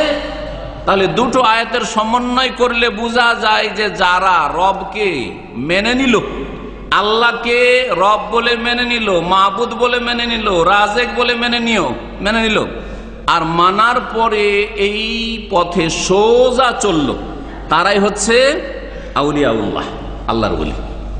এই জন্য আজকে ভালো করে শুনে রাখেন, ওলি আউলিয়া সম্পর্কে যে ভুল ধারণা রয়েছে যে তার জন্য স্পেশাল কোন কোর্স আছে আর বাতেনি এলেম আছে আর এই আছে সেই আছে, ওই সব কথা মগজ থেকে বের করে দিয়ে শুনে রাখেন। কোরআনে কারীম বলছে যে আপনি রব্বুনাল্লাহ বলার পরে সোজা চলেন, ওলিউল্লাহ হয়ে যাবেন, ফালা খাউফুন আলাইহিম ওয়ালা হুম ইয়াহজানুন, কোনো ভয় নেই, কোনো চিন্তা নেই। এই জন্য কি বোঝা গেল দুই আয়াত থেকে? যে প্রত্যেক মুমিন মুসলিম আল্লাহর ওলি, প্রত্যেক মুমিন মুসলিম আল্লাহর ওলি। ভালো করে শুনে রাখেন, আপনি আল্লাহর ওলি। যদি সত্যিকার অর্থে মুসলিম হতে পারেন তাহলে আপনি আল্লাহর ওলি। আর সত্যিকার অর্থে মানে একবারে ফুল না। আমাদের বন্ধু বান্ধব মেলা আছে, আছে না নেই? আপনাদের বন্ধু বান্ধব নেই? শুধু একজন না, অনেক। যার সাথে দেখা হয় একটু গল্প গুজবে সেই বন্ধু, পরিচিত বন্ধু। হ্যাঁ, কেউ মুখ চেনা বন্ধু, কেউ দুই একবার খাওয়া দাওয়ার বন্ধু, কেউ প্রতি সপ্তাহে খাওয়া দাওয়ার বন্ধু, কেউ প্রতিদিন কয়েকবার করে দেখা হয়, এরকম বন্ধু, তাই না? কেউ এমন বন্ধু যে একদিনে কয়েকবার করে টেলিফোন করতে হয়, না হলে চলে না, আছে না নেই? তাহলে বোঝা গেল যে বন্ধুরও মেলা স্টেজ আছে, স্তর আছে। হ্যাঁ, বন্ধুত্বের মেলা স্তর রয়েছে। আপনার আমার বন্ধুর ক্ষেত্রে যখন মেলা রকমের বন্ধু রয়েছে, হ্যাঁ, তেমনি আল্লাহ রাব্বুল আলামিনের ওলি, দোস্ত, বন্ধু সকল মুসলিম। তবে তাতে কি রয়েছে? বিভিন্ন স্তর রয়েছে, পার্থক্য রয়েছে। আর আপনি আল্লাহ রাব্বুল আলামিনের খাস বন্ধু হওয়ার জন্য চেষ্টা করবেন, তার তরিকাও কোরআন এবং হাদিসে পূর্ণ মাত্রায় মজুদ রয়েছে। কারণ কোরআনে কারীম দ্বীনকে সম্পূর্ণ করেছে, আকমালতু লাকুম দীনাকুম। আবার কোরআনেও নেই, হাদিসেও নেই এমন কোন তরিকা পদ্ধতি গ্রহণ করতে হবে। মারিফতি ইলম লাগবে, বাতিনি ইলম লাগবে, লুকায়িত কিছু আছে যেগুলি শুধু কলবে কলবে একজন থেকে আরেকজন পর্যন্ত পৌঁছানো হয়, যেগুলো কোরআন হাদিসে পাওয়া যায়। এই সব কথা ইসলামের নেই, মগজ থেকে বের করে দেন। বলছিলাম যে সত্যিকার মুমিন মুসলিম যদি হয় তাহলে আল্লাহকে রব মেনে নেওয়ার পরে সোজা হয়ে যেতে হবে, সোজা চলতে হবে। এখন সোজা চলাটা কেমন? একটি হাদিস এখানে বলে দি, সহিহ মুসলিমের, নবী করিম সাল্লাল্লাহু আলাইহি সাল্লামকে কোন একজন সাহাবী এসে জিজ্ঞাসা করছেন, ইয়া রাসূলুল্লাহ কুল্লি ফিল ইসলামে কওলান, আমি মুসলিম হয়েছি, আমার ইসলামী জীবনে একটা কথা আমাকে শিখিয়ে দেন। আমি অশিক্ষিত মানুষ, মূর্খ মানুষ, সাধারণ মানুষ, আমার বেশি সময় নেই শিখার, আর আপনার কাছে আসবো, দূরে কোথাও থাকে, হয়তো বেদুইন হইতে পারে। কুল্লি ফিল ইসলামে কওলান, আমাকে ইসলামে একটা সার সংক্ষিপ্ত কথা শিখিয়ে দেন। লা আসআলু আনহু বাদাকা আবাদা, আহাদান বাদাকা আবাদা, আপনার পরে যেন আর কাউকে এই মর্মে জিজ্ঞেস না করতে হয়, এই বিষয়টা আর কাউকে যেন জিজ্ঞাসা করার প্রয়োজন না করে, একটা পারফেক্ট উত্তর দেন। ইসলাম একটা সংক্ষিপ্ত কথা বলে দেন আমাকে, যা দিয়ে আমি নাজাত পেয়ে যেতে পারি। নবী মুহাম্মদ রাসূলুল্লাহ সাল্লাল্লাহু আলাইহি ওয়াসাল্লাম বলছেন, কুল, তুমি বলো, আমানতু বিল্লাহ সুম্মা ইসতাকিম, বলো আমি আল্লাহর প্রতি ঈমান নিয়ে এসেছি, আর তারপরে সোজা হয়ে যাও, সোজা চলো, বাঁকা না, ডানেও না বামে না, পিছনে তো না, ডানেও না বামেও না, এই দিকও না ওই দিকও না, হ্যাঁ, সোজা চলো। সুম্মা ইসতাকিম, আমানতু বিল্লাহ বলার পরে এই দিন ইসলামের পথে কোরআন এবং হাদিসের আলোকে যা দিয়ে আল্লাহ দিনকে পূর্ণ করেছেন, সোজা চলো, এটাই তোমার জন্য যথেষ্ট, দুনিয়া আখিরাতের কল্যাণের জন্য যথেষ্ট। এখন দ্বীন ইসলামে যে বিষয়গুলি রয়েছে, যেগুলি পালনের মাধ্যমে আপনি পারফেক্ট মুমিন হতে পারবেন, কামেল মুমিন হতে পারবেন, সত্যিকার অর্থে মুমিন মুসলিম হতে পারবেন আল্লাহ রাব্বুল আলামিনের কাছে, সেগুলি সংক্ষেপে আপনাদের সামনে পেশ করি। এগুলিকে আমরা এইভাবে ভাগ করতে পারি।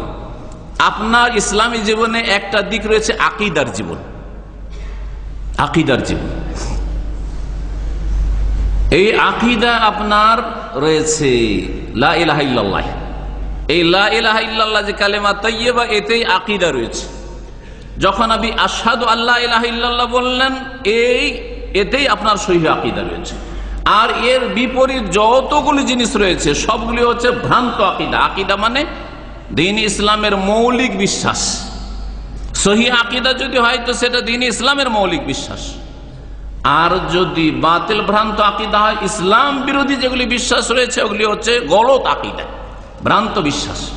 আকীদা মানে আপনার ধর্মীয় বিশ্বাস। এই লা ইলাহা ইল্লাল্লাহর শাহাদাতে আপনার সহিহ আকীদা হইতে হবে। আর এর সাথে সাথে আপনার পথটা, মানহাজটা ঠিক করতে হবে। তার জন্য আপনি শাহাদাত দিয়েছেন ওয়া আশহাদু আন্না মুহাম্মাদান রাসূলুল্লাহ, আমি সাক্ষ্য প্রদান করছি যে আল্লাহ রাব্বুল আলামিন ছাড়া আমার কোনো সত্য মাবুদ নেই। আশহাদু আল্লা ইলাহা ইল্লাল্লাহ, আল্লাহ ছাড়া কে সত্য মাবুদ নেই, উপাস্য নেই। এটা হচ্ছে আপনার সহি আকীদা। আর সহি পথ, সহি মানহাজ হচ্ছে মুহাম্মদুর রাসূলুল্লাহ শাহাদাত দেওয়া। আমি আরো সাক্ষ্য প্রদান করছি যে মুহাম্মদ সাল্লাল্লাহু আলাইহি সাল্লাম আল্লাহর রাসূল। সুতরাং ইবাদত বন্দেগী হবে কার? একমাত্র আল্লাহর, অন্য কারো নয়। কার সন্তুষ্টি অর্জন আপনার উদ্দেশ্য থাকবে? কোন জীবিত না, মৃত না, আল্লাহ রাব্বুল আলামিন যিনি আল হাইয়ুল কাইয়ুম, তাঁর। কারো সন্তুষ্টি বিধানে আপনি কোনো বই রচনা করবেন, কারো সন্তুষ্টি অর্জনের জন্য আপনি কোনো বক্তব্য রাখবেন, কারো সন্তুষ্টি অর্জনের জন্য মাদ্রাসা খুলবেন, এতিমখানা খুলবেন, কারো সন্তুষ্টি বিধানে আপনি দিনের কাজে বেরিয়ে যাবেন না, আল্লাহর জন্য করবেন। ইন্নামা নুতিমুকুম লিওয়াজহিল্লাহ লা নুরিদু মিনকুম জাযাআন ওয়ালা শুকুরা। আপনাদের কাছে কিছু চাই না, মৃতর কাছেও চাই না, জীবিতের কাছেও চাই না। কার কাছে? লিওয়াজহিল্লাহ, আল্লাহর জন্য করছি। কোরআন শিখিয়েছে। আর যেমন ইবাদত হবে একমাত্র আল্লাহর, তেমন তরিকা হবে একমাত্র কার? রাসূলুল্লাহ। ভালো করে শুনুন, রাসূলুল্লাহ সাল্লাল্লাহু আলাইহি ওয়াসাল্লাম। খুব সহজ ভাষায় যদি শিখে নেন, আমার ইবাদত বন্দেগী কার জন্য হবে? আল্লাহর জন্য। তরিকা কোনটা হবে? একমাত্র রাসূলুল্লাহ সাল্লাল্লাহু আলাইহি সাল্লামের। আর এই তরিকার উপরে আমার হায়াত, আমার মত, আমার সবকিছু। কবরে আমাকে আপনাকে যখন রাখা, বিসমিল্লাহি ওয়া আলা মিল্লাতে রাসূলুল্লাহ। আর কোন তরিকার কথা আছে নাকি? আর কোন মুরব্বী হুজুরের কথা আছে নাকি? কোনটাই তো নাই। জি হ্যাঁ, কালেমাতে শিখিয়ে দেওয়া হয়েছে। তাহলে আপনি যদি খাঁটি মুমিন হন, আপনার আকীদাটা শুদ্ধ করতে হবে। আকীদাতে যে সব ত্রুটি রয়েছে ওই জায়গাগুলির সংশোধন করতে হবে, রিপেয়ারিং করতে হবে। আছে আকীদা, সহি আকীদা অনেকটাই আছে বুঝছি, কিন্তু আমাদের আকীদায় কিছু ঘাটতি আছে, ত্রুটি আছে, ভুল ধারণা আছে, ওইগুলোকে দূর করতে হবে। আগাছা জন্মে গেছে, আগাছাগুলিকে যেমন জমিতে নিড়ানি দিয়ে ঘাস উঠিয়ে ফেলা হয়, ওই রকমই আমাদের আকীদাতে আগাছা আছে, আগাছাগুলিকে উপড়ে ফেলতে হবে। এটা হচ্ছে একটা দিক। দ্বিতীয় দিক হচ্ছে ইবাদত। প্রত্যেকটা দিকের দলিল রয়েছে। আকীদার বিষয়টি অত্যন্ত গুরুত্বপূর্ণ। প্রিয় নবী মুহাম্মদ রাসূলুল্লাহ সাল্লাল্লাহু আলাইহি ওয়াসাল্লামের সহিহ হাদিস, সহিহ মুসলিমে রয়েছে, মান লাকিয়াল্লাহ লা ইউশরিক বিহি শাইআন দাখালাল জান্নাহ। সহিহ বুখারী হাদিস। কেউ যদি আল্লাহর রাস্তায় এইভাবে আল্লাহ রাব্বুল আলামিনের সাথে এইভাবে সাক্ষাৎ করতে পারে, মান লাকিয়াল্লাহ, কেউ যদি আল্লাহর সাথে মোলাকাত করতে পারে, সাক্ষাৎ করতে পারে এই অবস্থায় যে লা ইউশরিক বিহি শাইআ, তার সাথে কোনো কিছুকে শরীক করলো না, শিরক মুক্ত হয়ে আল্লাহর সাথে সাক্ষাৎ করতে পারলেন, দাখালাল জান্নাহ, অবশ্যই জান্নাতে যাবে। এই কথা তো বলেননি যে প্রথম দিন জান্নাতে চলে যাবে। আবার এই কথা চিন্তা করিয়েন না যে নামাজ না পড়লে কি হবে, আমি শিরক করি না, সুতরাং প্রথম দিনই জান্নাত। এটা হয় নাকি যে 5 ওয়াক্ত নামাজিও প্রথম দিন জান্নাত, আর রোজাদারও প্রথম দিন জান্নাত, আর আপনি শুধু কালিমা পড়া মুসলিম আপনিও প্রথম দিন জান্নাত? এটা হবে? আর তারপরে যদি আপনি আল্লাহর সাথে শিরক মুক্ত হন, মানে লা ইলাহা ইল্লাল্লাহর প্রতিষ্ঠাকারী হন, তাহলে লা ইলাহা ইল্লাল্লাহ মানে কি? মানে এটা বুঝতে হবে না কি মন্ত্র, আল্লাহ ছাড়া আমার কোনো সত্য মাবুদ নেই। তার মানে ইবাদত আমার কার জন্য? কার জন্য? আল্লাহর জন্য আমার ইবাদত। তো আপনার ইবাদত মুসলিম জীবনে জোহরের আগে সকাল 10টায় মুসলিম হলেন একজন, আপনি আমি না হয় জন্মসূত্রে মুসলিম, হ্যাঁ, কিন্তু একটা লোক ধরে সকাল 10টার সময় মুসলিম হইল, আর আপনার রুমে থাকে জোহরে, আপনি তাকে নামাজ পড়তে বলবেন না? জোহরের সময় যদি বলে যে না ভাই আমি কালেমা পড়েছি, তোমাদের মতোই কালেমা পড়া মুসলিম হবো, তোমরাও তো ওইরকম, মেলা লোক দেখছি তোমরা নামাজ পড়ছো না, ওইরকম আমি মুসলিম হবো, আমি নামাজ পড়বো না, মুসলিম হবে? হবে? মুসলিম হবে না। ইসলামের পরিচয় কোথায়? তাহলে বোঝা গেল যেই ব্যক্তি বলল আল্লাহ ছাড়া আমার কোনো সত্য মাবুদ নেই, প্রথম ইবাদত মুসলিম জীবনে 5 ওয়াক্ত নামাজ। এ নামাজবিহীন জান্নাতে প্রথম দিন কেন, শেষ দিন পর্যন্ত যাওয়া যাবে না। ভালো করে শুনে রাখেন। তো বলছিলাম যে নবী করিম সাল্লাল্লাহু আলাইহি ওয়াসাল্লাম হাদিস, কেউ যদি আল্লাহর সাথে এই অবস্থায় সাক্ষাৎ করে যে শিরক করেনি, তাহলে দাখালা জান্নাত, জান্নাত যাবে। শিরক মুক্ত থেকেছে। আর আল্লাহ রাব্বুল আলামিনের দুটো আদেশ, আল্লাহ তা'বুদু ইল্লা ইয়াহু, কারো ইবাদত করবে না, আল্লাহর করবে। তাহলে নেগেটিভ পজিটিভ দুটো আছে, হ্যাঁ আছে না নেই? আছে। কোরআনে কারীমের সবগুলি আয়াতে প্রায় দেখবেন নেগেটিভ পজিটিভ দুটো আছে। এমনকি কালিমা তাইয়্যিবাতেও আছে, ওয়াবুদুল্লাহ ওয়া লা তুশরিকু বিহি শাইআ। আল্লাহ পাক বলছেন সূরা নিসা আয়াত নম্বর 36, আল্লাহর ইবাদত করো, তার সাথে কোনো কিছুকে শরীক করিও না। নেগেটিভ পজিটিভ দুটো আছে না নেই? ইবাদত কার করো? আল্লাহর, আর শিরিক করিও না তার সাথে, দুটো আছে। লা ইলাহা ইল্লাল্লাহতে কয়টা আছে? দুটো নেই? লা ইলাহা, ইলাহ নেই, অন্যগুলো নেই, সব যেগুলো বলছো ওগুলো নেই। তাহলে নেগেটিভ হয়ে গেল, এগুলোকে আমি বাতিল মনে করি। ইল্লাল্লাহ, আর একমাত্র আল্লাহ ইলাহ আছেন। জি হ্যাঁ, ইতিবাচক আছে, নেতিবাচক আছে। তাহলে আপনার জীবনে, মুসলিম জীবনে ইতিবাচক হচ্ছে 5 ওয়াক্ত সালাত, এটা তো থাকতে হবে, মৌলিক বিষয়। আপনার সত্যিকার অর্থে মুসলিম হতে হলে আকীদা সহি করতে হবে। আকীদা বলে আমি দুটো কথা বলে শেষ করে দেবো, এর শেষ অংশটা বলি হাদিসের। আরো বলছেন নবী কারীম সাল্লাল্লাহু আলাইহি ওয়াসাল্লাম, ওমান লাকিয়াহু ইউশরিক বিহি শাইআন, আর কেউ যদি আল্লাহর সাথে সাক্ষাৎ করে শিরিক করা অবস্থায়, শিরকের অবস্থায় মারা গেল, শিরকি আকীদা নিয়ে মারা গেল। ওলি আউলিয়া দিতে পারেন, গৌস কুতুবরা দিতে পারেন, রোগ ভালো করতে পারেন, বালা মুসিবত দূর করতে পারেন, ছেলে মেয়ে দিতে পারেন, মনস্কামনা পূরণ করতে পারেন, এইসব আকীদা নিয়ে মারা গেল, তাহলে কি? দাখালান নার, জাহান্নামে যেতে হবে। আগেটাতে দাখালাল জান্নাত, শিরক মুক্ত যদি আল্লাহর সাথে দেখা করতে পারেন জান্নাতে যাবেন, আর যদি শিরক যুক্ত হয়ে আল্লাহর সাথে দেখা করেন দাখালান নার, জাহান্নামে যেতে হবে। তাহলে বোঝা গেল যে মুসলিম হওয়ার জন্য প্রথম পদক্ষেপ হচ্ছে শিরক মুক্ত হইতে হবে। বড় শিরক না থাকে, ছোট শিরক যেন না থাকে। শিরকের দুটো দিক শুনে রাখেন, বড় শিরক না থাকে, ছোট শিরক না থাকে, প্রকাশ্য শিরক না থাকে, আর গোপনীয় শিরক না থাকে। গোপনীয় শিরক, আপনি হয়তো কোনোদিন শিরিক করতে যাননি, কিন্তু মনে মনে ভিতরে এই ভ্রান্ত বিশ্বাস আছে যে গোস কুতুব ওলি আউলিয়া এরা দিতে পারে, এরা রক্ষা করতে পারে, এরা আল্লাহর জমিনকে ধরে রয়েছে, না হলে আল্লাহ উল্টে পাল্টে রেখে দিতেন। এসব আকীদা, ভ্রান্ত আকীদা, শিরকি আকীদা যদি থাকে, তাহলে নামাজ দিয়েও নাজাত হবে না। হ্যাঁ, আপনার দুনিয়ার যতই নেক আমল থাক না কেন নাজাত হবে না, কারণ আপনি শিরক মুক্ত হইতে পারেননি। আপনার অন্তর শিরক মুক্ত হইতে হবে, জবান শিরক মুক্ত হইতে হবে, কথা কাজ সবকিছু শিরক মুক্ত হইতে হবে। এটা হচ্ছে প্রথম পদক্ষেপ। মুহাম্মদ রাসূলুল্লাহ যখন বলেছি, তার শাহাদাত দিয়েছি, আর একটা দিক আছে। বললাম কি, যে তরিকা কার হবে? রাসূলুল্লাহ সাল্লাল্লাহু আলাইহি ওয়াসাল্লাম তরিকা হবে। সুতরাং প্রত্যেকটা কাজের ক্ষেত্রে দেখে নিতে হবে এই কাজটার ওপর রাসূলুল্লাহ সাল্লাল্লাহু আলাইহি ওয়াসাল্লামের ইসলাম আছে না নেই, মানে এর দলিলটা সহিহ হাদিসে আছে না নেই, না এটা জালিয়াতি কথা, এটা হচ্ছে মিথ্যা কথা, এটা বানাওয়াট কথা, এটা বড়দের কথা, এরকম বিষয় তো নেই, দেখার বিষয় রয়েছে। তাহলে প্রত্যেকটি নতুন নতুন, এখন নামাজ আপনি পড়বেন, তখন নামাজে দিতে হবে না আপনাকে যে নামাজ নবী সাল্লাল্লাহু আলাইহি ওয়াসাল্লাম কোনখান থেকে শুরু করে কোনখানে শেষ করেছেন। হ্যাঁ, রোজা রাখবেন, তো রোজা কি দিয়ে শুরু করবেন এটা আপনাকে জানতে হবে না?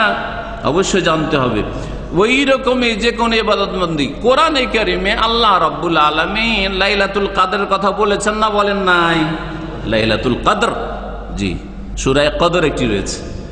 বলুন তো, আমার দেশে শবে মেরাজও পালন হয়, শবে মেরাজ পালন হয়, কোনখানে আছে যে শবে মেরাজ যে এই ফজিলত রয়েছে? সুতরাং তোমরা রাত জাগরণ করো আর ইবাদত বন্দি করো আর নফল পড়ো, কোথায় আছে বলেন দেখি? যদি থাকতো তো কোরআনে কারিমে থাকতো, না রাসূলুল্লাহ সাল্লাল্লাহু আলাইহি ওয়াসাল্লাম হাদিসে। রাসূলুল্লাহ মেরাজ থেকে ফিরে আসেন, মেরাজ হয়েছে, মেরাজ থেকে ফিরে আসেন, কিন্তু এই রাত্রে নফল পড়া সাহাবীদেরকে নিয়ে একদিন করেছেন, করেননি, আর আপনি করবেন। তাহলে মুহাম্মদ রাসূলুল্লাহর আপনি তো সাক্ষী দিচ্ছেন, কিন্তু সাক্ষী অনুযায়ী তো চলছেন না আপনি। তাহলে আপনি মুসলিম হওয়ার ক্ষেত্রে ঘাটতি রয়েছে যে নবীর তরিকায় পুরোপুরি চলছেন না, নবীর তরিকায় পুরোপুরি চলছেন না। প্রত্যেকটি ক্ষেত্রে দেখে নিতে হবে যে এই কাজগুলি রাসূলুল্লাহ সাল্লাল্লাহু আলাইহি ওয়াসাল্লাম করেছেন না করেননি, তার সাহাবীরা করেছেন না করেননি, এমন ইসলামটা কি সাহাবায়ে কেরামদের আমলে ছিল কি ছিল না, দেখার বিষয় রয়েছে। খাঁটি মুসলিম হওয়ার জন্য 2 নম্বরে যেটা বলবো সংক্ষেপাসারী, সেটা হচ্ছে আকীদার পরে, আকীদার পরিশুদ্ধির পরে ইবাদত বন্দেগী ঠিক করা। ইবাদত বন্দেগী প্রতিদিনে 5 ওয়াক্ত নামাজ। আজকাল শতকরা 95 থেকে 98 জন মুসলিম আধা নামাজি না হয় বেনামাজি। ঈদ পড়া মুসলিম, জুমা পড়া মুসলিম, আর না হয় ওর চাইতে একটু যদি ভালো হয় তাহলে মাঝে মধ্যে কখনো পড়ে, মাঝে মধ্যে যখন মালিকের ডিউটি থাকেন তার নামাজটা পড়ে নেন, আর যখন আপনার সময়ে থাকেন তখন আর নামাজ পড়েন না। এদের মধ্যে যারা নিজে থেকে ভালো নামাজি মনে করে তারা 4 ওয়াক্ত পড়া মুসলিম। 4 ওয়াক্ত পড়েন, 4 ওয়াক্ত পড়েন, ফজর পড়েন না। বলেন আপনার আকীদা সহি, আপনি শিরিক করেন না, দরগাও নেই, দুর্গা নেই আপনার কাছে, কিন্তু আল্লাহর ইবাদত নাই, তা আপনি মুসলিম হইতে পারবেন? পারবেন না। তাহলে বোঝা গেল যে আকীদার পরিশুদ্ধির সাথে সাথে ইবাদতটা সুন্দর হতে হবে। নবী করিম সাল্লাল্লাহু আলাইহি ওয়াসাল্লাম দোয়া করতেন, আল্লাহুম্মা আইন্নি আলা যিকরিকা ওয়া শুকরিকা ওয়া হুসনে ইবাদাতিকা। আল্লাহ আমাকে তৌফিক দাও, আমাকে সাহায্য করো, আইন্নি আলা যিকরিকা, তোমাকে স্মরণ করার জন্য, ওয়া শুকরিকা, তোমার শুকরিয়া জ্ঞাপনের জন্য, ওয়া হুসনে ইবাদাতিকা, এবং তোমার ইবাদত সুন্দর করার জন্য তৌফিক দান করো। তাহলে ইবাদতকে সুন্দর করতে হবে। ইবাদত সুন্দর করা হচ্ছে খামসু সালাওয়াতিন ফি কুল্লি ইয়াউমিন ওয়া লাইলা, 5 ওয়াক্ত নামাজ পড়তে হবে। নামাজের বিস্তারিত আলোচনা আগামী কালকে হবে। এক কথা বলছেন ইবাদত বন্দেগী, শুধু নামাজ ইবাদত বন্দেগী নয়, নামাজ ছাড়া ইবাদত বন্দেগী তো রয়েছে, মাহে রমজানের সিয়াম, যাকাত রয়েছে, হজ পড়লে হজ রয়েছে, আরো ইবাদত বন্দেগী রয়েছে। বিশেষ করে ফরজ ইবাদত, ফরজগুলি আদায় করার মাধ্যমে আপনি মুসলিম হন। ইবাদত বন্দেগী হইল, আকীদা হইল। তখন আপনার কাছে আর একটা দিক আছে আপনার ইসলামী জীবনে, সেটা হচ্ছে আপনার আখলাক আর মুআমালাত ঠিক করতে হবে। আখলাক মুআমালাত ঠিক করতে হবে, আখলাক চরিত্র। নবী করিম সাল্লাল্লাহু আলাইহি সাল্লাম সবচেয়ে পূর্ণ মুমিন কাকে বলেছেন? আকমালুল মুমিনিনা ঈমানান আহসানুহুম খুলুকা। মুমিনদের মধ্যে সবচেয়ে কামেল মুমিন, পারফেক্ট মুমিন, পূর্ণাঙ্গ মুমিন মুসলিম সে যে কি করে? আহসানুহুম খুলুকা, চরিত্রের দিক থেকে যার চরিত্র বেশি সুন্দর। তাহলে চরিত্র যদি গঠন করেন আপনি, ইসলামিক চরিত্র, উত্তম চরিত্র, যেগুলি ভালো, আপনার জন্য যেটা ভালো মনে করেন সেটা অন্যের জন্য ভালো মনে করতে হবে। এই ভালো চরিত্র যদি আপনার থাকে তাহলে আপনি মুমিন হতে পারবেন। আর একটা মুআমালাত বললাম, মুআমালাত আখলাক যদিও কাছাকাছি, কিন্তু আমি পার্থক্য করে এইটুকু বলবো যে আপনার আখলাক চরিত্র ভালো কিন্তু আপনার রুজি রোজগার ভালো না। মুআমালাত মানে পয়সা পকেটে ঢুকছে, আপনার পেটে ঢুকছে, আর যেটা পকেটে ঢুকলো তারপরে যেখানে ব্যয় করছেন, এই টাকাগুলি যে ঢুকলো আপনার ঘরে ঢুকলো, এটা হালাল উপায়ে ঢুকলো না হারাম উপায়ে ঢুকলো? যেই টাকা পয়সাটা আপনি পেলেন সেটা ব্যয় করলেন হালাল জায়গায় না হারাম জায়গায়, আল্লাহর সন্তুষ্টির জায়গায় না অসন্তুষ্টির জায়গায়, এসব বিষয়গুলি দেখার বিষয় রয়েছে। নবী করিম সাল্লাল্লাহু আলাইহি ওয়াসাল্লাম এসব বিষয়গুলি দেখতে বলেছেন।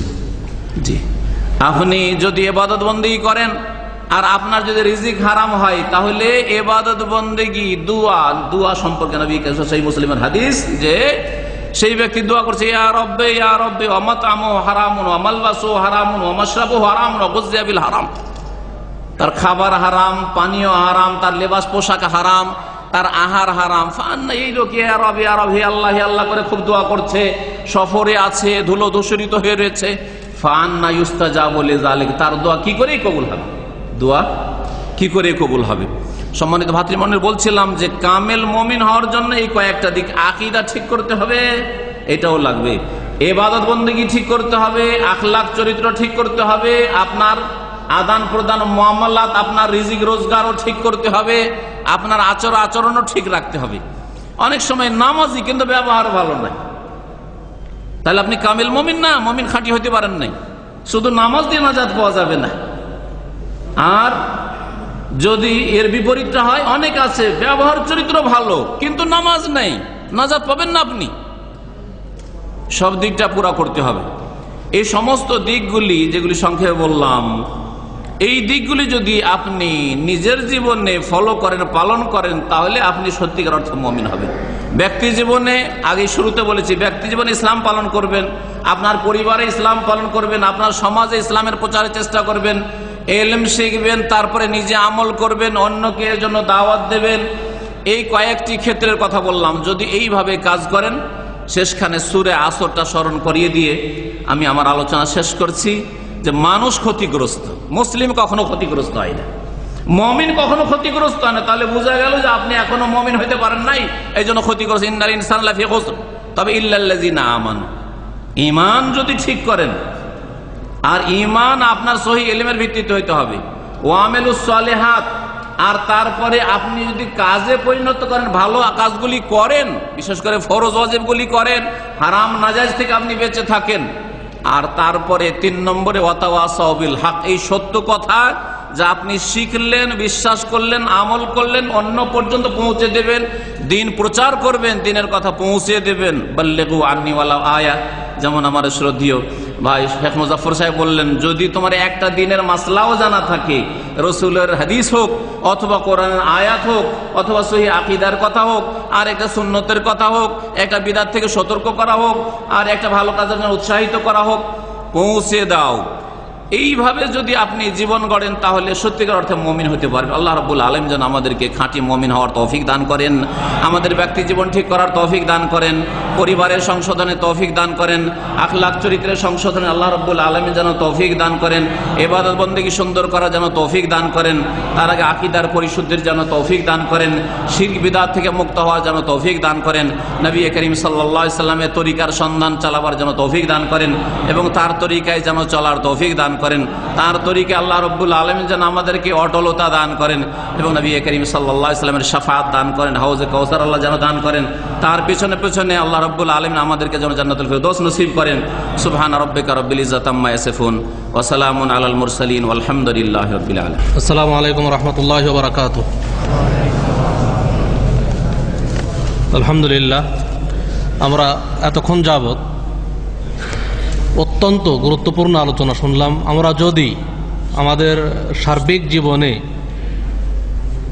সার্বিক জীবনকে পূর্ণভাবে ইসলামের মধ্যে প্রবেশ করাতে পারি, তাহলে আমরা প্রত্যেকেই আল্লাহর ওয়ালি, যেটা আমরা আজকের আলোচনা থেকে শুনতে পেলাম। আল্লাহর ওয়ালি যে অন্য কোনো মানুষ হতে পারে বা তাদের আলাদা কোনো মর্যাদা রয়েছে তা কিন্তু নয়। আমরা প্রত্যেকে আল্লাহর ওয়ালি হতে পারি যদি আমাদেরকে আমরা নিজেরাই ইসলামের মধ্যে পরিপূর্ণরূপে দাখিল করাতে পারি। তা এখন তো অনেক প্রশ্ন রয়েছে, অল্প কিছু প্রশ্ন উত্তর দেব, পরবর্তীতে আমরা প্রশ্ন অ্যান্সারগুলো দেওয়ার চেষ্টা করবো ইনশাআল্লাহ। 1 নম্বর প্রশ্ন করেছেন যে পীর মুরিদির বাজার আমাদের দেশে খুব গরম, ইসলামী শরীয়তে উক্ত পীর মুরিদিকে কতটুকু অনুমোদন দেয়? দয়া করে উত্তর দানে বাধিত করবেন। বিসমিল্লাহির রহমানির রহিম। আমাদের কাছে প্রশ্ন এসছে পীর এবং মুরিদি সম্পর্কে। একজন পীর হবেন, তার অনেকগুলি মুরিদ হবে, ভক্ত হবে, যারা তার খাস খাস যেগুলি তার শিক্ষা আছে, বিশেষ বিশেষ তার তরিকার শিক্ষা, সেই শিক্ষা দেবে এবং শিক্ষাগুলি অনুযায়ী সে আধ্যাত্মিকতায় উন্নতি সাধনের চেষ্টা করবে। এটা হচ্ছে পীরতন্ত্র। পীরতন্ত্রের ইসলামে কোরআন এবং হাদিসে কোনো হদিস পাওয়া যায় না। কোরআন এবং হাদিসে যা আছে এতদিন পর্যন্ত আমি যা বুঝেছি এবং আমার সালাফে সালেহিনরা যা বুঝেছেন, সাহাবায়ে কেরাম, তাবেঈন, তাবা তাবেঈন, আইম্মা আরবা, ইমাম আবু হানিফা রহমতুল্লাহ আলী, ইমাম শাফিঈ রহমতুল্লাহ, ইমাম মালিক, ইমাম আহমদ রহমতুল্লাহ আলী মাজমাইন এবং আইম্মায়ে মুহাদ্দিসিন, তা হচ্ছে আপনি আপনার ফরজ ইবাদত বন্দেগীর মাধ্যমে আল্লাহর নৈকট্য লাভের চেষ্টা করবেন, আর হারাম নাজায়েজ থেকে বাঁচার মাধ্যমে। এইটুকু যখন আপনার হয়ে গেল, তখন সুন্নত মুস্তাহাব বাড়াবেন, নফল বাড়াবেন। করণীয়র ক্ষেত্রে সুন্নত মুস্তাহাব বাড়াবেন, নফল বাড়াবেন। যত সুন্নত মুস্তাহাব নফল বেশি আদায় করে তত বেশি আল্লাহর সান্নিধ্য হাসিল করবেন, আপনি নৈকট্য লাভ করবেন, তত আপনার মর্যাদা উঁচা হইতে থাকবে যে কোনো ইবাদত বন্দেগীর ক্ষেত্রে। দেখেন, ফরজ নামাজের পরে নফল সুন্নত নামাজ রয়েছে, হ্যাঁ, ফরজ রোজার পরে সুন্নত নফল রোজা রয়েছে, ফরজ যাকাতের পরে সুন্নাত দান খেরাত রয়েছে, এইরকম এই ফরজ হজের পরে আপনার নফল হজ রয়েছে, উমরা রয়েছে, ইত্যাদি রয়েছে। এইরকম প্রত্যেকটি ইবাদত বন্দেগীর ক্ষেত্রে হারাম নাজায়েজ থেকে বাঁচার পরে অপছন্দনীয় শোভা পায় না একটা মুসলিমের জন্য এইরকম সন্দেহ, এটা সন্দেহের কাজ, হালাল হইতে পারে, আরাম হইতে পারে, কি জানি। এই সন্দেহ মুক্ত থাকা, সন্দেহের ঊর্ধ্বে তাকওয়া, যুদ এবং আখিরাতমুখী হওয়া, দুনিয়ার লোভ লালসা কমানো, এগুলি কোরআন হাদিসে আছে। আত্মার পরিশুদ্ধ, তাজকিয়া নাফসের কথা রয়েছে, জোহদের কথা রয়েছে, তাকওয়ার কথা রয়েছে, ওয়ারার কথা রয়েছে। সন্দেহ মুক্ত হন আপনি, সন্দেহের জীবনে থাকেন না যে ধরাও খেতে পারে আল্লাহর কাছে, আবার পাশও করে নিতে পারে, এরকম থাকেন না, ইত্যাদি।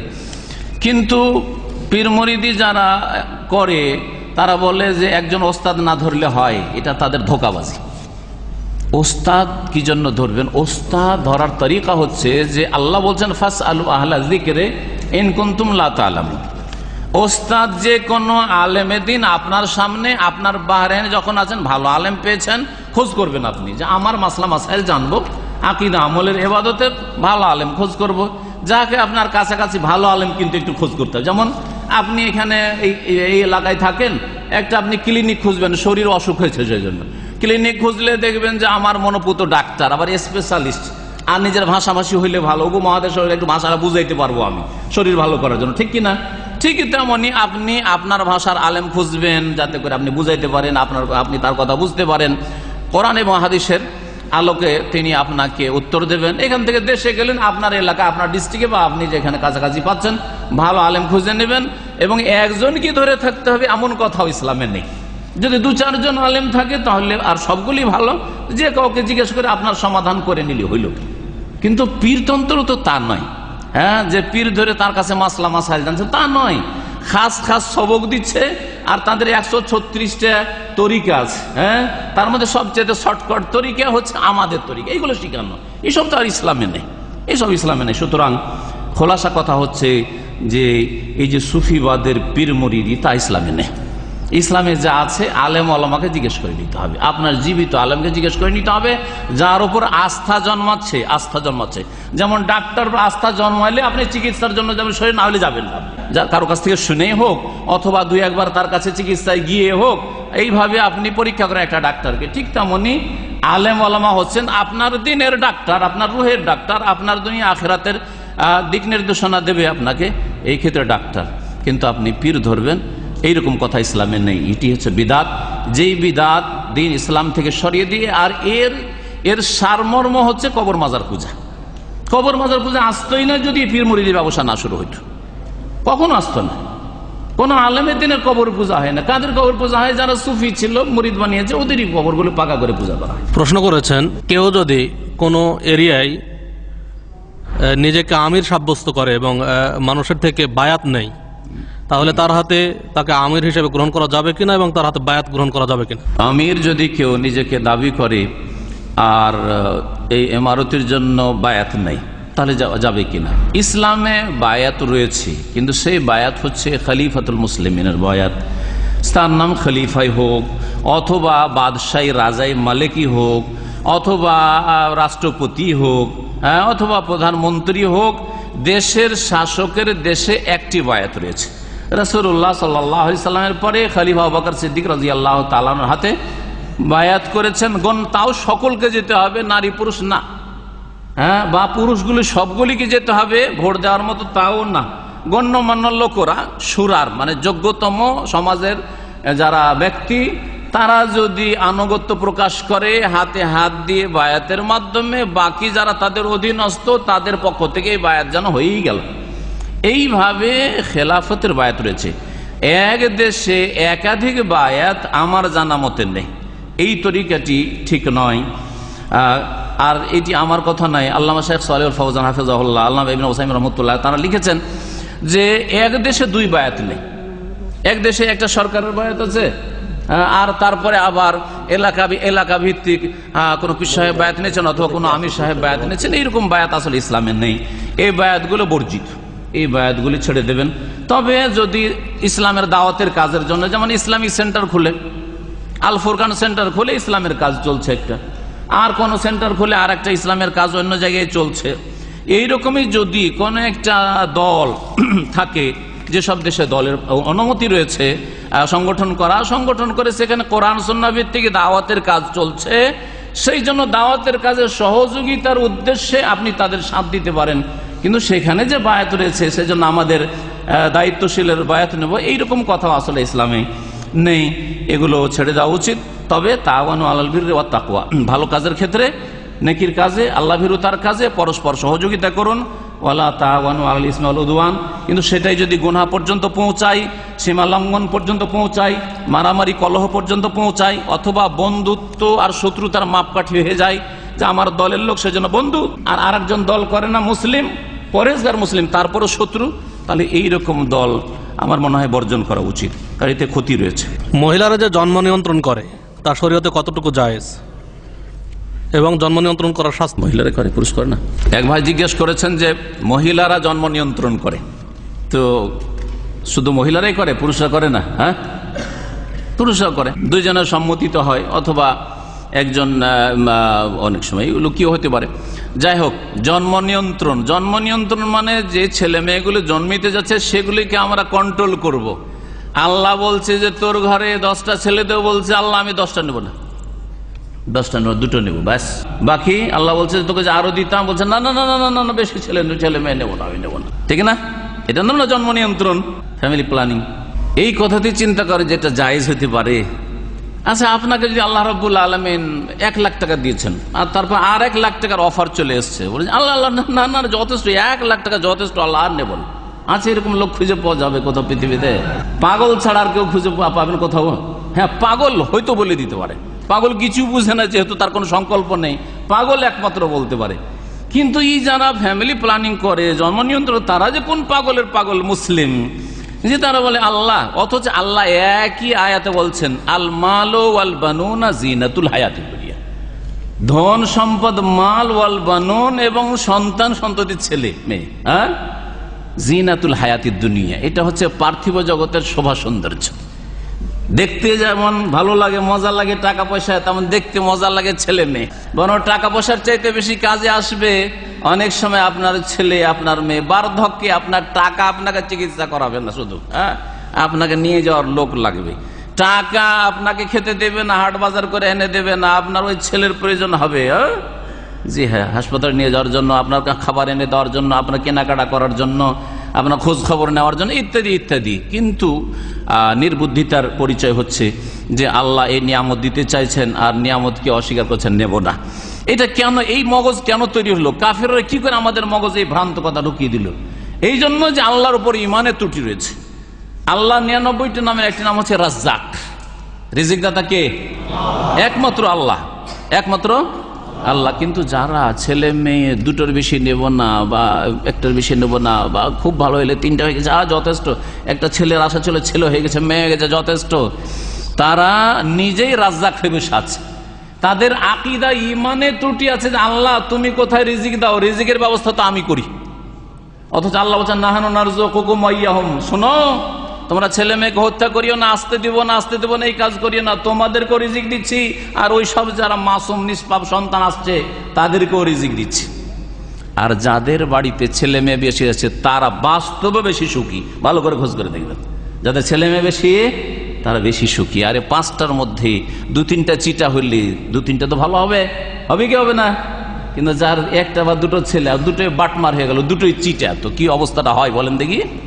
জি, জায়েজ নাই এই জন্ম নিয়ন্ত্রণ, এইরকম জায়েজ নাই। তবে স্বাস্থ্যগত কারণে এর বেশি নিলে প্রাণের ঝুঁকি রয়েছে, সেটা আলাদা বিষয়।